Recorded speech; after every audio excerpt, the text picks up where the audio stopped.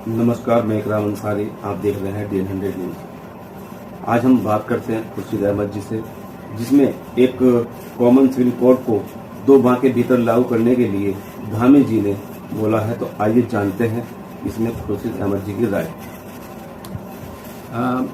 देखिए, ऐसा है कि हमारे मुख्यमंत्री जी ने आज बोला है इस बात के लिए कि कॉमन सिविल कोड जो है 2 माह के भीतर शायद उसकी रिपोर्ट आएगी और उसको लागू करने की कोशिश की जाएगी। मगर इसके अंदर एक जो अहम बात है वो ये है कि लॉ कमीशन ने 2018 के अंदर अपनी ऑब्जर्वेशन ये दी थी, रिपोर्ट दी थी बाकायदा तौर से पर, कि ये जो हमारा भारत मुल्क है, देश है, ये विभिन्नताओं का देश है। इसके अंदर तमाम लोगों को एक कॉमन सिविल कोड के अंदर बांधना नामुमकिन है। इसलिए ये जो कोशिश है ये करने की ज़रूरत नहीं है, इस मुल्क के लिए ये ज़रूरी नहीं है। अब हमारी उत्तराखंड की सरकार, जैसे कि हमारे धामी जी ने कहा कि वो संकल्पित हैं इसके लिए, तो ये बात समझ में नहीं आती कि आखिर जबकि लॉ कमीशन की रिपोर्ट है कि ये हमारे मुल्क के लिए ये चीज़ ज़रूरी ही नहीं है, तो क्या ऐसी ज़रूरत दरपेश आ गई है, क्या ऐसा संकल्प है कि जो है कॉमन सिविल कोड सबसे पहले उत्तराखंड में लागू करने की कोशिश की जा रही है। एक बात तो ये है। दूसरी बात ये है जो समझने की है कि हमारा संविधान सबको बराबरी का हक देता है। हमारा संविधान मजहब की आज़ादी देता है, जो कि आर्टिकल 25 और 26 के अंदर निहित है कि सबको अपना मजहब और अपना पर्सनल जो सिविल लॉ है उसके हिसाब से अपनी ज़िंदगी गुजारने का हक है। इसके अलावा आर्टिकल 29 जो हमारी कॉन्स्टिट्यूशन का है, वो खासकर माइनॉरिटीज़ के लिए, माइनॉरिटीज़ के जो राइट्स हैं उनको प्रोटेक्ट करने के लिए आर्टिकल 29 के अंदर है। उनकी लैंग्वेज और उनकी स्क्रिप्ट, जो भी उनकी किताबें हैं, जो भी स्क्रिप्ट हैं उनकी, और उनकी कल्चर को, जो उनके रीति रिवाज, रस्म व रिवाज हैं, उनको प्रोटेक्ट करने का उसके अंदर जो है वो निहित है अधिकार। तो ये जो अधिकार जो कॉमन सिविल कोड के जरिए तमाम रिलीजियस माइनॉरिटी का ख़त्म किया जा रहा है, ये इसकी क्या वजह है, ये बात समझने की है, क्यों किया जा रहा है। अब इसके अंदर जो अभी यूनिफॉर्म सिविल कोड को कवर कर रहे हैं उसके अंदर 4 बिंदु हैं। एक तो शादी, मैरिज, दूसरी डिवोर्स, तीसरी इनहेरिटेंस और चौथा एडॉप्शन। ये जो बिंदु कवर किए जा रहे हैं तो उसमें हमें ये समझने की ज़रूरत है कि मान लीजिए शादी का मामला है, मैरिज, हिंदू जो शादी करते हैं वो अपने रीति रिवाज के हिसाब से, उनके यहाँ पर फेरे होते हैं और जो भी उनके रस्म रिवाज हैं उसके हिसाब से शादी संपन्न होती है। मुसलमानों के अंदर निकाह होता है और इसी तरह से जो क्रिश्चियंस हैं उनके यहाँ पर चर्च के अंदर सरमन्स पढ़े जाते हैं, उसके बाद शादी होती है। इसी तरह से जो हमारा सिख समाज है वो वहाँ पर गुरुद्वारे में जाकर गुरु ग्रंथ साहब के सामने शादी संपन्न होती है। इसी तरह से और भी बहुत सारे जो हमारी जातियाँ हैं और जो और लोग हैं उनके डिफरेंट टाइप के उनके यहाँ पर रस्म रिवाज हैं, रीति रिवाज हैं, उसके हिसाब से शादी संपन्न होती है। अब ये जो शादी है इसके अंदर ये जो अभी प्रोविज़न किया जा रहा है वो ये है कि आपको शादी कोर्ट के अंदर रजिस्टर करानी पड़ेगी। अगर आप कोर्ट में रजिस्टर करा लेते हैं, एक लड़का और लड़की जाकर के कोर्ट में रजिस्टर करा लेते हैं, तो वो शादी वो लीगली वैलिड मानी जाएगी।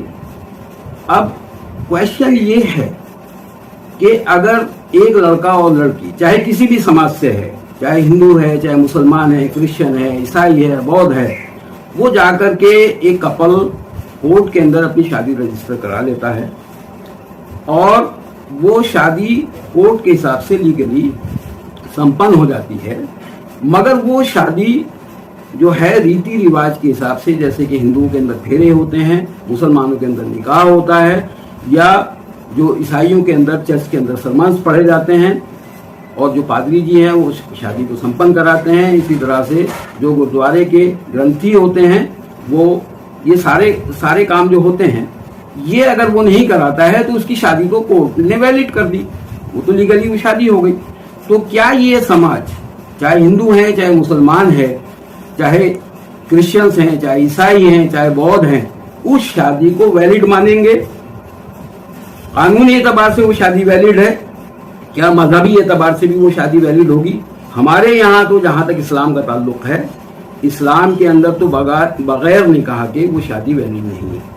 अब मुझे नहीं पता कि वो हिंदू समाज में उस शादी को वैलिड माना जाएगा या नहीं माना जाएगा, या और दूसरे समाजों के अंदर माना जाएगा, मगर हमारे जो इस्लाम के एतबार से है, बगैर निकाह के वो शादी को वैलिड नहीं माना जाता, जायज़ नहीं माना जाता, बल्कि हराम माना जाता है। क्योंकि हमारे यहाँ पर इस्लाम के अंदर हराम और हलाल का तस्वुर है कि हमें जो काम करना है वो हलाल काम करना है, हराम काम से बचना है।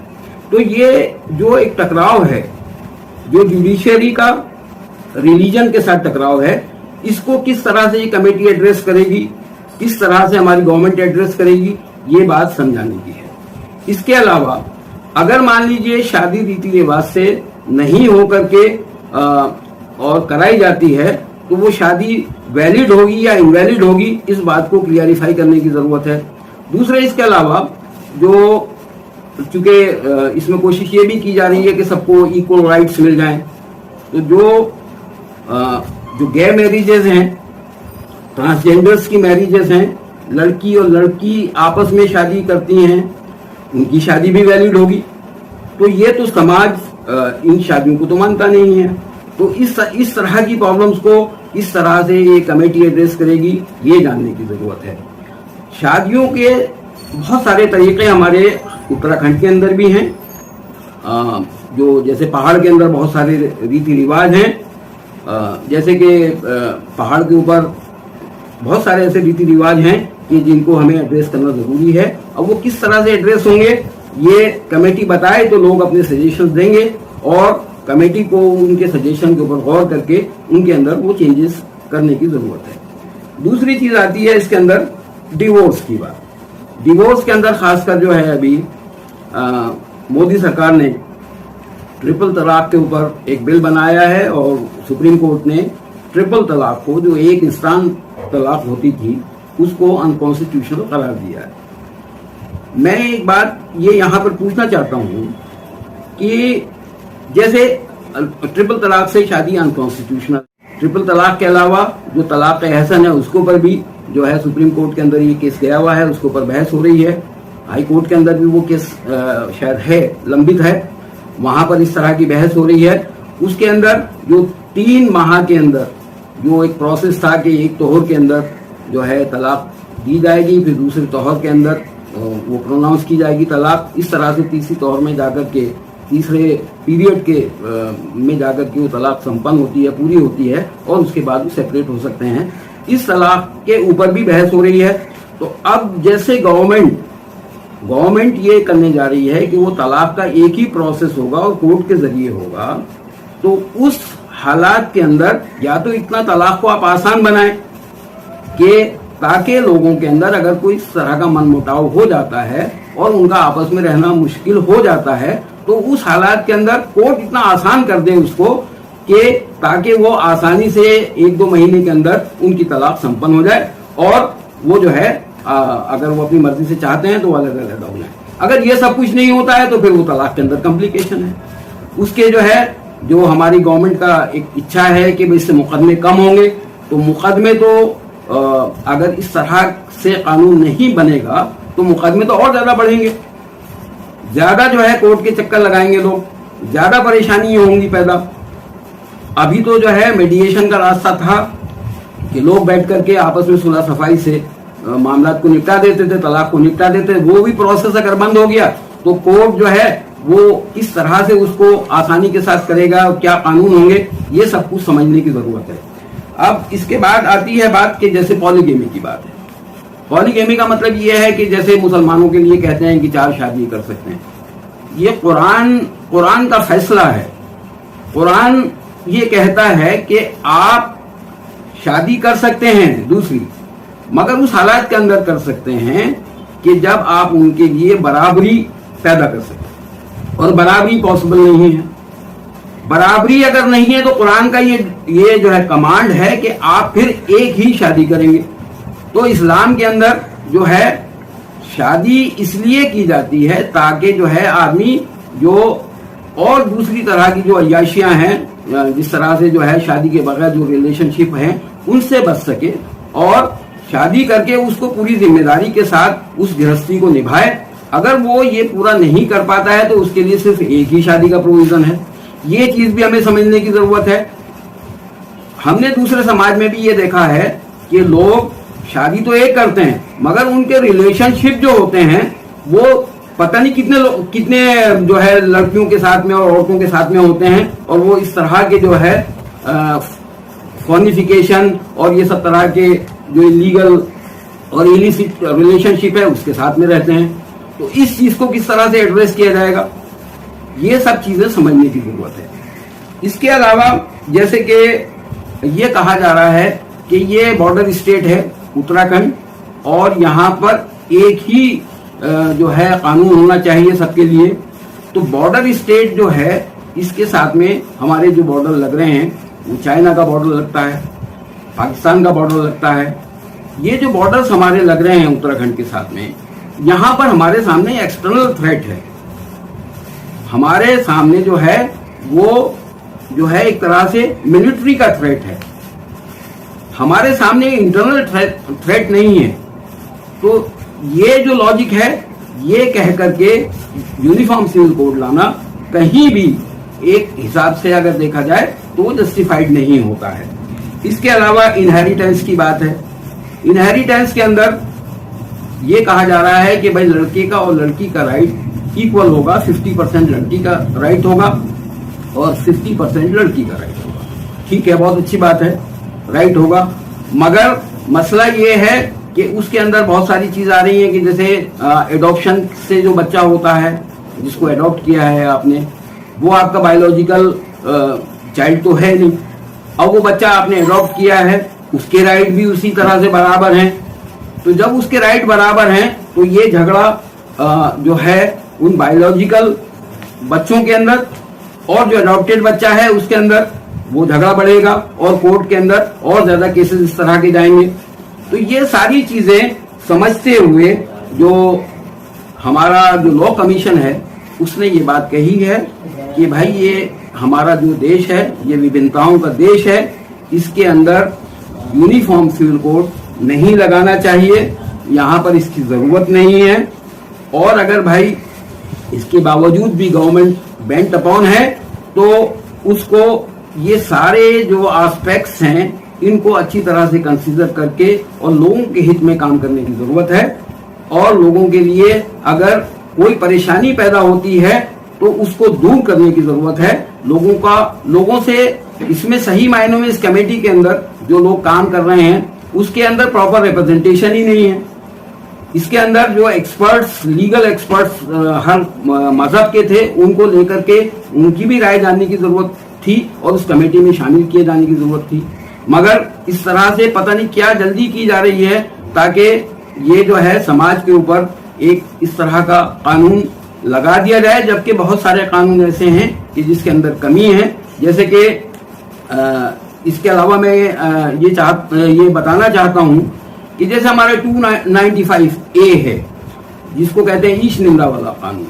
ईश निंदा वाले कानून के अंदर क्योंकि उसके अंदर सजा का प्रावधान बहुत कम है, और सजा का प्रावधान कम होने की वजह से वो कोई सा भी मजहब हो, उनके जो आदर्श पुरुष हैं या आदर्श जो भी उनके वो जिनको वो आदर्श मानते हैं उनके बारे में लोग तरह तरह की बात करते हैं और उनकी ब्लास्फेमी करते हैं, उनके बारे में उल्टा सीधा गाली गलौज करते हैं। वो कानून को सख्त करने की जरूरत है। इसलिए सख्त करने की जरूरत है कि सजा का प्रावधान ही कम है, 41 के नोटिस होते हैं और वो लोग छूट जाते हैं आसानी से। उनको कोई सजा अच्छी तरह से नहीं मिलती है, ना उतनी सजाएं हैं, जिसकी वजह से वो एक तरह से डेटरेंट है ही नहीं, और वो लोग उसका नाजायज फायदा उठा करके और तमाम मजहब के लोग जो हैं उनके दिलों को ठेस पहुंचाते हैं। तो जरूरत इस बात की है कि इस तरह के कानूनों को बदला जाए और जो है कानून बदल करके लोगों के अंदर, ताकि लोगों के अंदर एक जो है भाईचारे का डेवलप हो और जो गलत काम करने वाले लोग हों, चाहे वो किसी भी समाज के हों, उनको उसकी सजा मिले। तो मैं अपनी उत्तराखंड गवर्नमेंट से गुजारिश करूंगा कि ये सारे एस्पेक्ट, ये कमेटी जो बनाई गई है, जो हमारी जो है रंजना देसाई जी की अध्यक्षता के अंदर, उनसे कहें, उन्हें बताएं कि इस तरह का ये जो कानून बनने जा रहा है उसके अंदर ये सारे प्रोविजन, सारी चीजें देख करके कोई कानून बनाने की कोशिश की जाए। बेहतर तो ये है कि लॉ कमीशन की रिपोर्ट के हिसाब से इसको कानून को बनाया ही नहीं जाना चाहिए, लागू ही नहीं किया जाना चाहिए। यही मेरी इस बारे में राय है। इसमें जो है कॉमन सिविल कोड को इसमें ये भी कहा गया है कि इसमें जनता की राय ली जाएगी। तो इसमें जनता किस तरह से अपनी राय, जनता क्या नॉलेज रहेगी इस बात की? अभी जनता की जहां तक बात है, मैं एक जगह ये बात कर रहा था कि यूनिफॉर्म सिविल कोड क्या है भाई, आपको पता है?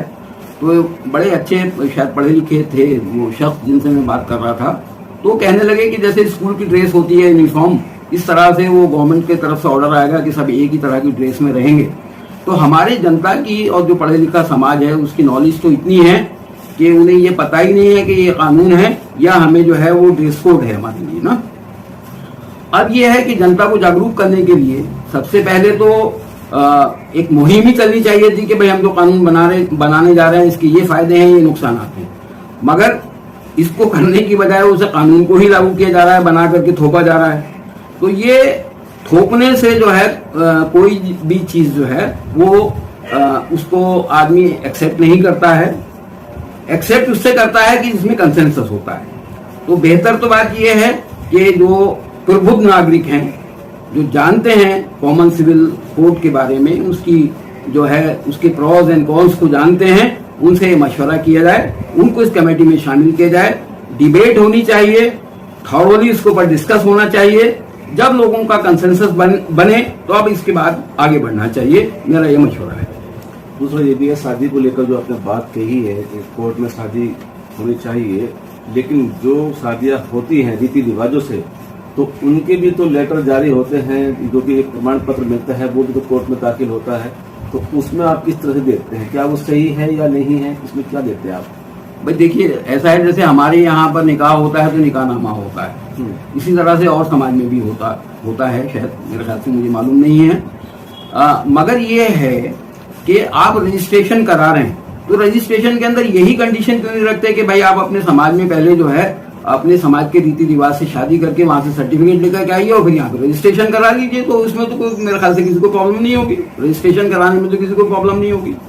मगर अगर वो शादी रीति रिवाज से नहीं होती है तो असल बात यह है कि क्या उस समाज को वो शादी मान्य है या नहीं है, ये असल बात है। या जैसे कि लड़की और लड़की आपस में शादी कर सकते हैं, तो वो जो शादी है वो मान्य है समाज को या नहीं है, कोर्ट तो उसको मानता है। या गे मैरिजेस हैं, उनको कोर्ट तो मानता है क्योंकि जेंडर इक्वलिटी का मामला है। मगर क्या वो समाज एक्सेप्ट करता है या नहीं करता है, ये समाज के ऊपर जो है वो थोपा जा रहा है वो कानून, ये सब समझने की जरूरत है। और कानून का मतलब ये है कि कानून का तो समाज दिल से अनुपालन करना चाहिए, उसको माने कानून को। ये थोड़ी ही होता है कि कानून आपने बना दिया और उसके लिए आदमी बहुत सारे कानून है जिसमें रास्ता ढूंढ करके आदमी बचने की कोशिश करता है। तो ऐसा ना हो कि कानून भी इसी तरह से हो कि आदमी बचने की कोशिश करे इससे। चलिए, बहुत बहुत धन्यवाद आपका। बहुत बहुत शुक्रिया भाई इकराम भाई, आप तशरीफ लाए और मैं शुक्रगुजार हूँ DN 100 का कि इस तरह के जो खास मुद्दे हैं, जो समाज से जुड़े हुए मुद्दे हैं, उसके ऊपर आप अपना ध्यान केंद्रित करके और इस तरह की आवाज़ उठाते हैं।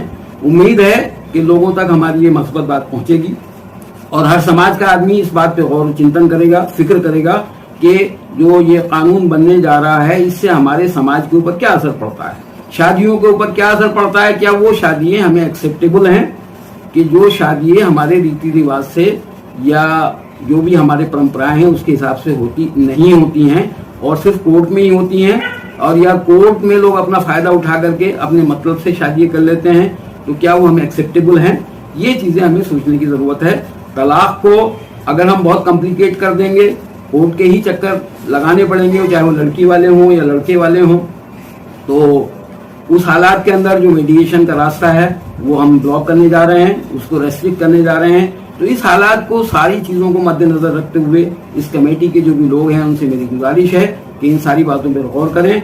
और अगर बेहतर तो यही है कि लॉ कमीशन की जो रिपोर्ट है, रिकमेंडेशन है, उसको माना जाए, और नहीं तो इसके ऊपर अच्छी तरह से डिबेट और चर्चाएं हों ताकि लोगों के अंदर कंसेंसस हो।